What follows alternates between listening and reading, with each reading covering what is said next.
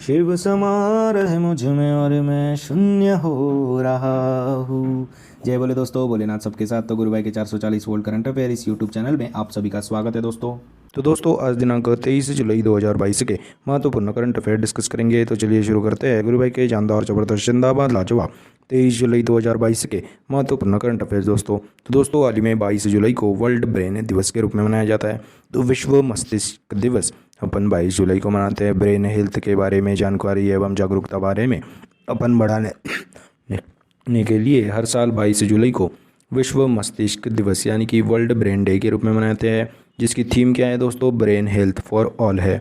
तो दोस्तों हाल ही में 22 जुलाई को विश्व मस्तिष्क दिवस के रूप में मनाते हैं और 2014 में पहली बार मनाया गया वर्ल्ड ब्रेन डे के रूप में। तो दोस्तों हाल ही में 22 जुलाई को विश्व मस्तिष्क दिवस के रूप में मनाते हैं दोस्तों। नेक्स्ट पे चलते हैं। तो दोस्तों हाल ही में इटली देश के प्रधानमंत्री के रूप में मारियो ड्रेगी जी ने इस्तीफा दे दिया। तो दोस्तों अभी इटली के प्राइम मिनिस्टर मारियो ड्रेगी जी ने इस्तीफा दे दिया। इटली जिसकी राजधानी रोम है। तो दोस्तों हाल ही में इटली देश के प्राइम मिनिस्टर मारियो ड्रेगी जी ने इस्तीफा दे दिया दोस्तों। नेक्स्ट पे चलते हैं। तो दोस्तों हाल ही में कुवैत के प्राइम मिनिस्टर के रूप में शेख मोहम्मद सबा अल सलेम जी को नियुक्त किया गया। तो दोस्तों हाल ही में कुवैत के जिसकी राजधानी है कुवैत सिटी, जहाँ की करेंसी है कुवैतियन दिनार, इसके प्राइम मिनिस्टर के रूप में शेख मोहम्मद सबा अल सलेम जी को नियुक्त किया गया है। और दोस्तों हाल ही में यूएई के प्रेसिडेंट के रूप में मोहम्मद बिन जायद अल नहयान जी को नियुक्त किया गया था। सोमालिया के प्रेसिडेंट हसन शेख मोहम्मद जी बन गए थे। और दोस्तों सोमालिया के ही प्रधानमंत्री हमजा अब्दी बर्रे जी को भी नियुक्त किया गया था। तो दोस्तों हाल ही में कुवैत के प्राइम मिनिस्टर के रूप में शेख मोहम्मद सबा अल सलेम जी को नियुक्त किया गया है दोस्तों। नेक्स्ट पे चलते हैं। तो दोस्तों हाल ही में ओएनजीसी विदेशी लिमिटेड के मैनेजिंग डायरेक्टर के रूप में राजश्री गुप्ता जी को नियुक्त किया गया। तो दोस्तों हाल ही में oil and natural gas corporation of India विदेशी लिमिटेड के मैनेजिंग डायरेक्टर के रूप में राजश्री गुप्ता जी को नियुक्त किया गया है। तो दोस्तों आलोक गुप्ता जी की जगह पे राजश्री गुप्ता जी को नियुक्त किया गया। तो एक गुप्ता गए, दूसरे गुप्ता आए, सिर्फ नाम का फ़र्क है। आलोक गुप्ता जी पहले थे, अभी है राजश्री गुप्ता। तो दोस्तों oil and natural gas corporation यह एक यूनिकॉर्न कंपनी है। भारत में टोटल 11 यूनिकॉर्न कंपनी है। अभी हाल ही में बनी थी power finance corporation of India, यह 11वीं यूनिकॉर्न कंपनी महारत्न कंपनी है दोस्तों अपनी इंडिया की, जो कि गवर्नमेंट है। तो दोस्तों हाल ही में ओएनजीसी विदेशी लिमिटेड के मैनेजिंग डायरेक्टर के रूप में राजश्री गुप्ता जी को नियुक्त किया गया है दोस्तों। और दोस्तों हाल ही में ओएनजीसी की पहली महिला मैनेजिंग डायरेक्टर के रूप में अलका मित्तल जी बन गई थी दोस्तों। तो दोस्तों हाल ही में ओएनजीसी विदेशी लिमिटेड के मैनेजिंग डायरेक्टर के रूप में राजश्री गुप्ता जी को नियुक्त किया गया है। और दोस्तों हाल ही में gas authority of India limited के अध्यक्ष संजीव कुमार गुप्ता जी बन गए थे। सीबीडीटी यानी कि central board of direct taxes के अध्यक्ष नितिन गुप्ता जी बन गए थे। Dinkar Gupta ji national intelligence agency के डायरेक्टर जनरल बन गए थे। R K. Gupta ji deputy election commissioner बन गए थे।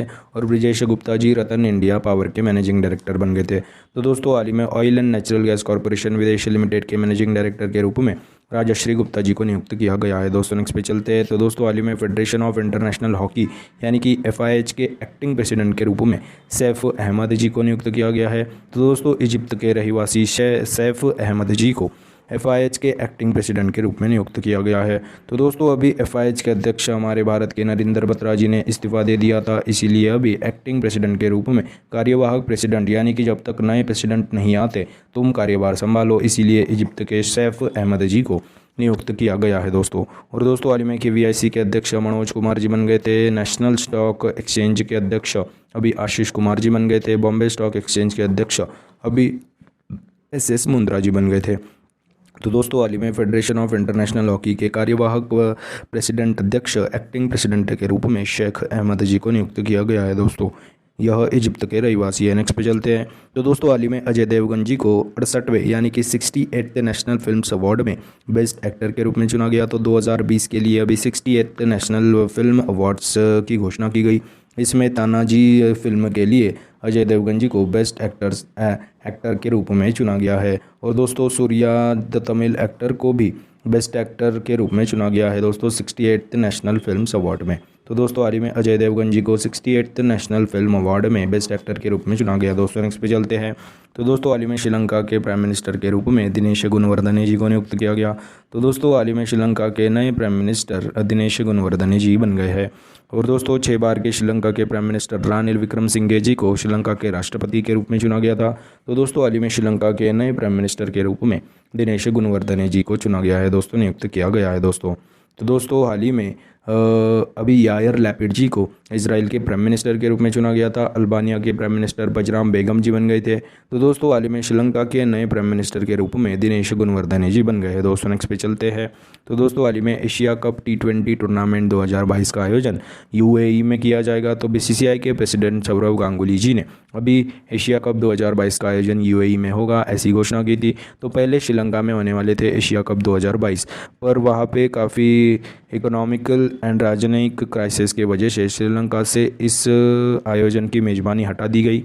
इसीलिए अभी एशिया कप 2022 का आयोजन यूनाइटेड अरब एमिरेट्स में किया जाएगा दोस्तों। तो दोस्तों 27 अगस्त से 11 सितंबर तक चलेगा एशिया कप, जिसकी मेज़बानी यूनाइटेड अरब एमिरेट में किया जाएगा। दोस्तों नेक्स्ट पे चलते हैं। तो दोस्तों हाल ही में 22 जुलाई को भारतीय राष्ट्रीय ध्वज अंगीकरण दिवस के रूप में मनाए जाते हैं।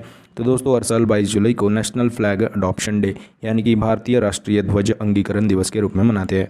तो दोस्तों भारतीय राष्ट्रीय तिरंगे को अपनाने के उपलक्ष्य में भारतीय राष्ट्रीय ध्वज अंगीकरण 22 जुलाई को मनाया गया दोस्तों। तो दोस्तों हमारे नेशनल फ्लैग का डिज़ाइन वेंकैया जी ने दिया था, जिसे 22 जुलाई 1947 को भारतीय संविधान सभा के द्वारा अपनाया गया था। इसीलिए 22 जुलाई को भारतीय राष्ट्रीय ध्वज अंगीकरण दिवस यानी कि नेशनल फ्लैग अडॉप्शन डे के रूप में मनाया जाता है दोस्तों। तो दोस्तों हाल ही में 22 जुलाई को अपन ने 2 दिवस मनाए, वर्ल्ड ब्रेन दिवस और नेशनल फ्लैग अडॉप्शन डे के रूप में मनाया गया दोस्तों 22 जुलाई को। नेक्स्ट पे चलते हैं। तो दोस्तों हाल ही में फिक्की ने फाइनेंशियल ईयर 2022-23 के लिए भारत की GDP ग्रोथ रेट 7% रहने का अनुमान लगाया। तो फिक्की ने यानी कि federation of Indian chamber of commerce and industries ने पहले कुछ और बता दिया था, 7.4 बता दिया था, और अभी इसे घटाकर फाइनेंशियल ईयर 2022-23 के लिए भारत की GDP ग्रोथ रेट 7% रहने का अनुमान लगाया गया है दोस्तों। तो दोस्तों बात अभी फिक्की की है, federation of Indian chamber of commerce and industries, जिसके अभी अध्यक्ष बन गए थे संजीव मेहता जी और जिसके डायरेक्टर जनरल बन गए थे अरुण चावला जी। तो दोस्तों हाल ही में फिक्की ने फाइनेंशियल ईयर 2022-23 के लिए भारत की GDP ग्रोथ रेट 7% रहने का अनुमान लगाया गया है दोस्तों। नेक्स्ट पे चलते हैं। तो दोस्तों हाल ही में KP कुमारन जी को डैनियल अवार्ड 2022 से सम्मानित किया गया। तो दोस्तों हाल ही में Malayalam film director producer KP Kumaran ji को डैनियल अवार्ड 2022 से सम्मानित किया गया। तो दोस्तों केरल के सर्वोच्च फिल्म पुरस्कारों में से एक डैनियल अवार्ड 2022 से KP कुमारन जी को चुना गया, सम्मानित किया गया है दोस्तों। नेक्स्ट पे चलते हैं। तो दोस्तों हाल ही में प्रधानमंत्री मोदी जी ने नई दिल्ली में भारत के पहले मानव यात्री ड्रोन वरुणा का अनावरण किया। तो दोस्तों doctor Baba Saheb Ambedkar international centre में जो कि नई दिल्ली में है, वहाँ पे प्रधानमंत्री मोदी जी ने भारत के पहले मानव यात्री ड्रोन वरुणा का अनावरण किया, लॉन्च किया। तो दोस्तों 135 किलोग्राम लोड ले जा सकेंगी यह पहली मानव यात्री ड्रोन वरुणा। तो दोस्तों हाल ही में प्रधानमंत्री नरेंद्र मोदी जी ने नई दिल्ली में भारत के पहले मानव यात्री ड्रोन वरुणा को लॉन्च किया गया, अनावरण किया गया है दोस्तों। तो दोस्तों यह थे 23 जुलाई 2022 के महत्वपूर्ण करंट अफेयर्स दोस्तों।